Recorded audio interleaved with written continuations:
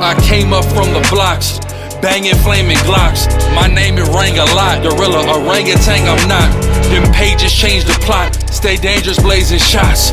Now it's stay blameless. We rearranged our game for yacht. And now we standing on them blocks. Raincoat or. How y'all doing? Y'all believe in the Bible? What you believe about the Bible? What's your denomination? You're Catholic. So I've always tried to figure out like what's up with Mary in Catholicism. Like why is Mary like worshipped in Catholicism? I got a question. Yeah, come on. So I've always like I never really understood that. Like, come on this side for me if you could. Yeah. So What's your guys' name? my name is Quatas Abala. Sorry, I'm not going to try to pronounce it. I know. It's good to meet you. Yeah. My name's So, Mark. all right, Mark. What's your name? Joel. Yeah, just step back right here for me. Come right here. See, I'm not blocking the camera now. Sorry. What What is y'all's denomination? We are, if you've ever heard of us, the Hebrew Israelites. You know, Right? I have heard of you. We are of the sect of the SACREMENTO. So that's the group that we are with. We teach blacks, Hispanics, and Native Americans that they are the biblical Israelites, the actual Israelites of the Bible. We can go through history, prophecy, archaeology, and it all points to one group of people. Blacks, Hispanics, and Native Americans of indigenous descent, right? Now there are other people that are scattered through the four corners of the earth. We understand that, but by and large, our people are compacted primarily in the Western Hemisphere. Right. So Catholicism, what's up with Mary? Are you recording? Yeah, we record. Absolutely. We record there. We record here. Okay. Yeah. Social media? Yeah, it could be for social media, could not be for social media. We just never know. Okay. Hey, we record and we've had people attack us, and I got the camera right there. Hey, man, you attacked us. We didn't attack you. Okay. It's really just for us. Okay. Right. We record 6-7 hours worth of footage every time we come out here. It might be 15 minutes that's used. It might be 30 or an hour that's used. But it's all going to get recorded some way, somehow. So, Mary, what's the deal with Mary? Like, why is Mary like put on this pedestal? It's like almost like she's, I don't know, like almost kind of like she's above Jesus, I guess, in a sense. What's the deal with that? Well, so, gosh, we could say a lot of things about Mary, but first and foremost, Catholics do not believe that she is above Jesus. Okay. So, just to clarify that. I got you. We venerate her as having a particularly special role in salvation history. Being sanctified by God, conceived without sin in order to bear Jesus Christ, the Savior of the world. So she's up there as far as humanity goes, but she doesn't surpass. Okay, so next question would be what's the deal with like I guess the idol images, her and the baby, and like I read the Bible. When I read the Bible, it says not to have idols. Okay. But it seems like within side of Catholicism, which I would say Catholicism would be the gateway to most religions nowadays. Right? If we look at Islam actually spawned out of Catholicism. Yep. They use things like rosaries, very similar to in Islam, and then the modern day Christian church spawned out also. Yep. Catholicism just means universal religions. That's what they are. So I'm like, I look at this and I'm like, yo, so it seems like I've never been in the Catholic Church, I can remember, but just seeing images, it's like a lot of idolatry that's inside of the Catholic Church. Would you agree, or would you say that's not the case? Well, if it's okay if I respond to your question. Yeah, go ahead. Like, what do you mean by idolatry? So, an idol be a wooden image, a stone image, and then some type of praying towards that image. So let's say like in Christianity, a cross is sitting in the front of the church, and they pray towards the cross all the time. You get people that take a cross, they kiss the cross. We get in Catholicism, taking the rosaries, you're praying, you're holding onto this thing like it has some form of power behind it.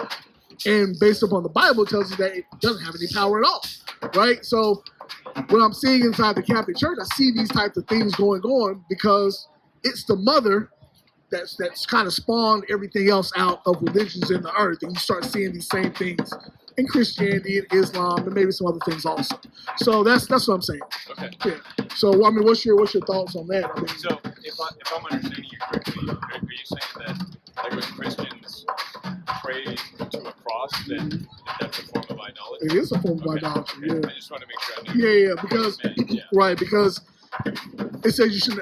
Let me get that in the law, not to bow down to them. Right, got it? Yeah, let me get that. It's the book of Leviticus, chapter 26 and verse 1. Ye shall make ye no idols, nor graven image, neither rear you up a standing image. Right, so no idols or graven images.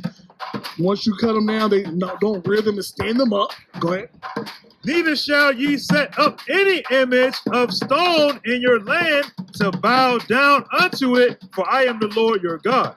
Now, these laws were given to the Israelites. He told them, he said, hey, you shouldn't be doing these things and shouldn't be bowing down to them like they got some type of power behind them, right? Get rid of those things because we know that God is a spirit. We worship in spirit and truth. You can't see him. You know what I'm saying? So we don't need a cross or any idols to look at as we're worshiping or praying or anything of that nature. That's why I come to that conclusion that I come to. You know what I'm saying? Yeah. Right. I feel you. I feel you. So, I mean, and that might be something you hadn't thought about before, but that's where I'm coming from with that angle. And I probably see it more heavily in Catholicism than what I do in Christianity or Islam, but you can see the residue of it in Christianity and Islam. You know what I'm saying? So, well, I mean, that being said, what do you think you have to do for salvation? And who can be saved? Well, if we could, before we move on to Yeah, go ahead. If you got a point on that, go ahead. Idolatry thing. Yeah, go ahead. So Leviticus contains a whole bunch of laws that were added after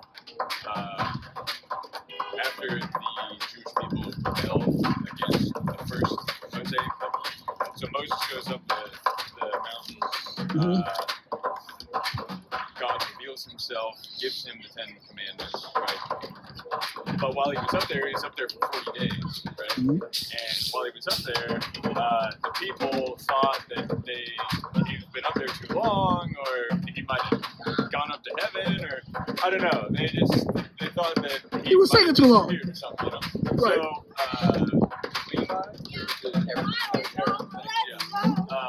So Aaron was like, all right, he's been up there too long. Give me all of your gold jewelry and artifacts and stuff. Right. And he melts it down and forms it into a calf. Right. And then they start worshiping the calf. Right. Moses comes back down the hill and he's like, what are y'all doing? And he throws the tablets down. Like, he's super upset. Like what's going on? So let's think about it from today's concept. So, right? Real quick. Think about it from today's concept. Most people are like, man, God or Jesus, it's been so long. He ain't coming back no time soon. I'm going to deal with this instead. Oh, I see. Very similar. Yeah. It's similar. Yeah. You know, like, okay, well, we need this thing to kind of worship towards. Because we ain't seen him. He gone. He ain't coming back. Yeah. Or he's taking forever for him to come back. I mean, I'm just saying that's kind of like what's kind of happening. Now, my understanding on who the Israelites are, that's a whole different, conversation. But if we're just talking about just people in general, that's kind of what I see. Yeah. Right. Yeah. I think that's pretty good. People, when they lose their faith in Christ, it's not that they're really losing faith. They just choose to place their faith in something else. They're like worshiping instead of they start worshiping the creation instead of the creator. Power, right? Yeah, exactly. Yeah. Created things. Created things. Yeah, but the reason I bring up the Mosaic covenant is because when Aaron set up that golden calf was the Canaanite god Baal. Yeah, and so when they were worshiping this figure, they were worshiping the Canaanite god Baal. So setting up the image was considered the very same thing as worshiping Baal, right? Right. If worshiping the calf was not the same thing as worshiping the Canaanite god, then you would have to ask yourself, like,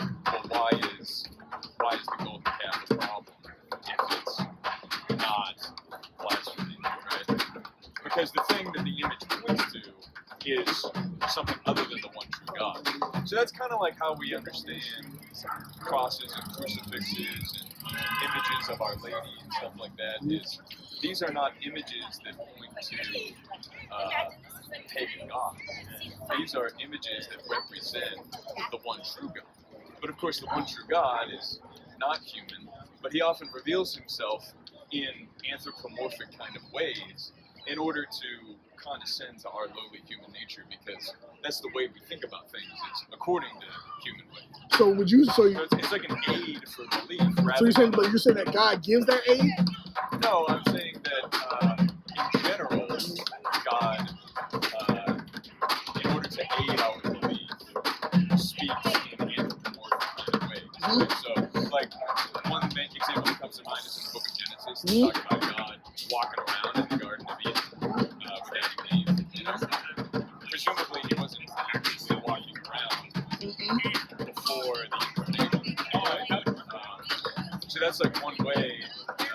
That's just one example off the top of my head of anthropomorphic. What I mean by that is like human-centered language. I know what you're saying. But not that he gives the cross like directly, but that the cross is not what we worship when we pray to a cross. We're pointing to what the cross points to. We're worshiping what the cross points to. But I would think I would think that would be contradicting to what the Bible says. That's what I would say. Okay. Because then basically what we would be saying is that God gave idols for you to worship. No, see, but that's through not, to him. That's not what I said, though. I guess. Well, I guess rephrase it. That's what I'm kind of. That's what I'm kind of getting. But yeah, go ahead if you want to restate it. Because crosses, crucifixes, paintings, artwork, because they point to the one true God. It's not the art itself or the crucifix itself that you're worshiping, but you're worshiping what it points to. It's a reminder to lift the heart and the mind towards the one true God, which is analogous to the situation with the golden calf episode. So the golden calf itself is not a god, but it pointed to a false god, the Canaanite god Baal. Right. So it's not the sign itself, but what the sign points to that's important. Take a stop sign, for example. So real quick. Like the stop sign is not what we actually are following or obeying, but the stop sign points to the traffic law, which says you're supposed to stop at a stop sign. And that's what's getting enforced. Yeah, that's a bad analogy. And the reason I'm gonna say this is because he gave. Well, all analogies are false. Some are helpful. So if you don't find it helpful, that's fine. Well, let's say I'm saying it's a bad analogy as far as it doesn't really it's not really parallel with what we're saying. So because if this is the case, then there would never be any need for him to say don't even build them. Because really, although you're saying that you're not saying it, you really are saying that those idols are there kind of to give hope to as you pray through to the thing that they are working through. It's kind of what you're saying. You know what I'm saying? If we're saying that golden calf is... So listen to this.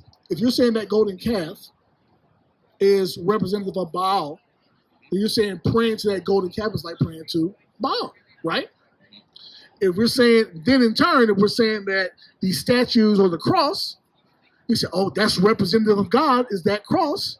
So I'm going to pray to that so he can listen to me. Because that's what you would be saying, right? No. Because I didn't say that it's representative of God. I said it you points did. to God. That's representative. I disagree. Right? No, I disagree. So, so you're saying that it pointing to God doesn't mean that it represents God. I think those are two different things, Yeah, hold on real fast. Read that real fast. Yeah, let's start, It's the book of Romans, chapter 1 and verse 25. Who changed the truth of God into a lie and worship and serve the creature more than the creator, who is blessed forever. Right. So we can see that the truth of God, right, somebody changed it, right, to where you start worshiping these idol things versus just worshiping God, who told you that you don't need any statues to worship him at all. You know what I'm saying? So that's why I'm coming to the conclusion I'm coming to. You had something too? Well, Catholics don't believe that we need statues. that would be, if we had to go back to the Israelites in the wilderness, that would be following their logic. Well, I'm not talking about the Israelites in the wilderness. But you're talking about the Bible, though. To explain what Catholics believe. Yeah, no, I got you. That's how our conversation started. Right. So, and that conversation is still based on the fact, if you're talking about Catholicism, the base of whatever you're teaching is coming from here. So right. So the Israelites book is what the base of whatever you're teaching is coming from. So this is why I'm saying, if we take that same logic, we go back and look what the Israelites did in the wilderness, and they got put to death and judged for doing the same thing that you're saying points to God. You see what I'm saying? I just disagree that they're the same thing. That's all. I got you. Go ahead, you got a question? My question is, why do this was like you said, that's how this whole conversation started. Why do Catholics pray to Mary? Like you're supposed to pray to Jesus, or you're supposed to pray to God in the name of Jesus. Why are Catholics praying to Mary? That's my question. It's a good question. It's a good question, yeah, because this is often a point of confusion between Catholics and various other Christian denominations, because it honestly has to do with like the words that we use to describe prayer to Mary or prayer to any of the saints. Because when you pray to Mary or to a saint, like it doesn't mean the same thing as praying to God or praying to Jesus. Because that would be to put Mary at the same level of Jesus that we talked about earlier, right? Which we do not believe. Let me be very clear. Okay, let him clarify what he wants. Let me just clarify. What is the benefit of praying in the name of Mary or praying to Mary? What's the benefit there? She has a particularly close relationship with Jesus Christ because of the role that God willed for her to have in salvation history. And just as How does it benefit you praying to Mary? Right. I understand the relationship. But how does it benefit you to pray to Jesus' mother? I think a good example of this could be John 2, the wedding at Cana. So the relationship between Mary and Jesus is exemplified there. She has a particular way, a motherly way of responding to the needs of that wedding couple, right? They ran out of wine, which at a wedding festival is terribly embarrassing, right? So recognizing their needs and wanting to spare them that public shame on behalf of somebody else. Okay, this is the book of John, chapter 2, and I'll start from the top. It says, "And the third day there was a marriage in Cana of Galilee, and the mother of Jesus was there. And both Jesus was called and his disciples to the marriage." Verse 3, "And when they wanted wine, the mother of Jesus said unto him, They have no wine. Verse 4, "Jesus saith unto her, Woman, what have I to do with thee?" Now, this is Jesus I love right here. Right. He told his mama, "Woman, what you want? Right. What you want with me?" Right. Right? Not disrespectful, but he's also letting her know and other people know, right, that he has the authority over top of her as a man, right? So keep going. It said, John chapter 2 and verse 4, it says, "Jesus saith unto her, Woman, what have I to do with thee? Mine hour is not yet come." Yo, man, I'm sleeping. It ain't time for me to get up yet. Why you bothering me?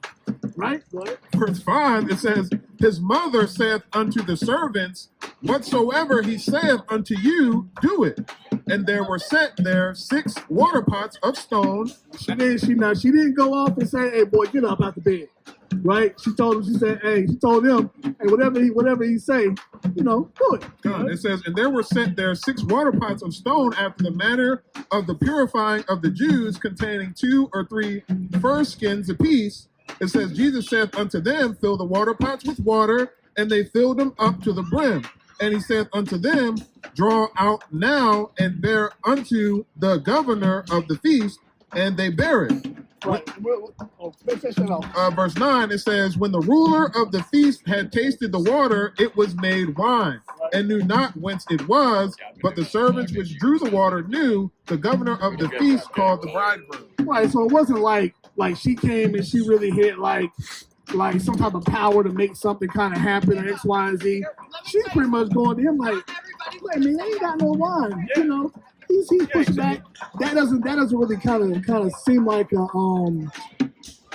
I guess like what you were saying as far as like her having this special relationship power-wise, like you know what I'm saying? She's like everybody else coming to the Lord, she asking for something too. You know what I'm saying? Just like other people have asked, you know, within the Bible. Right. You got something? Yeah. Read this for us. It's the book of Matthew, chapter 6 and verse 6. But thou, when thou prayest, into thy closet, and when thou hast shut thy door, pray to the Father which is in secret, and the Father which seeth in secret shall reward thee openly. Right, because we don't need any objects or items to pray to get to, you know, right? Now, we know we ask for certain things. He also says to, ask in his name.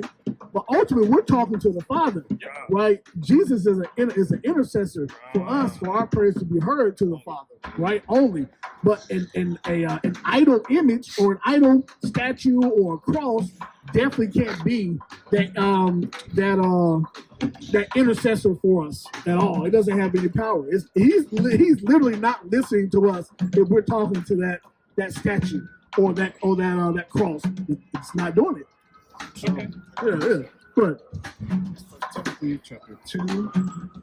It's the book of 1 Timothy chapter 2 and verse 5. It says, for there is one God and one mediator between God and men, the man Jesus Christ. That's the only mediator. The cross is not a mediator. Mary's not a mediator. And any other idol statues are not mediators either. Yeah. Right? Anything that we pray towards as to the Father that's not Jesus as that mediator, it falls on deaf ears when it comes to God. Yeah. He's not listening to it at all. Right? Let me get I'm gonna kind of sum up why this is. Let me get Deuteronomy 32 and 29. There's a reason why a lot of these things are out there. 32, 29. Another one? Oh, 39, Slocky. No. Right here. Sorry. 7. All right, Con, it's the book of Deuteronomy, chapter 32 and verse 7.